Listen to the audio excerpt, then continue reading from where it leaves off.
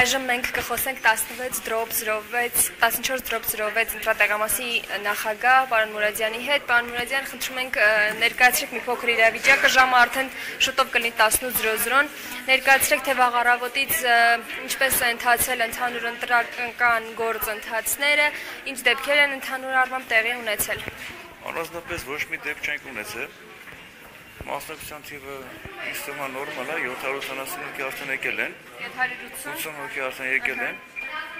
Մնացածը ինքը իր բնական հունով ընթանում ենք առաջ։ Իսկ այս ընտրատեղամասի համար որքան քաղաքացիների թիվ էր նախատեսված, որ պետք է գար։ Ընտրողների ցուցակում 2077 հոգի են եղել, 2 հոգի լրացուցիչով, 1000 հոգի կգան էլի։ Իսկ օրվա ընթացքում ինչպիսի իրավախախտումներ են եղել։ Իրավախախտումներ չենք ունեցել։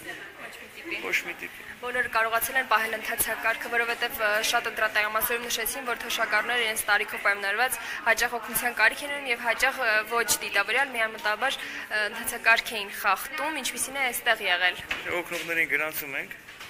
այս խնդիրներ չենք ունեցել։ Կան եւ դիտորդներ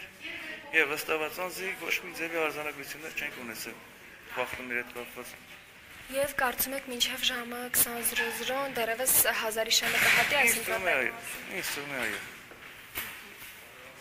Ուրիշ հավելելու ոչինչ չունեք, այսօր անախորժ դեպքեր չեն եղել։ Չէ, մեր մոտ սաղ նորմալ է տանում առաջ։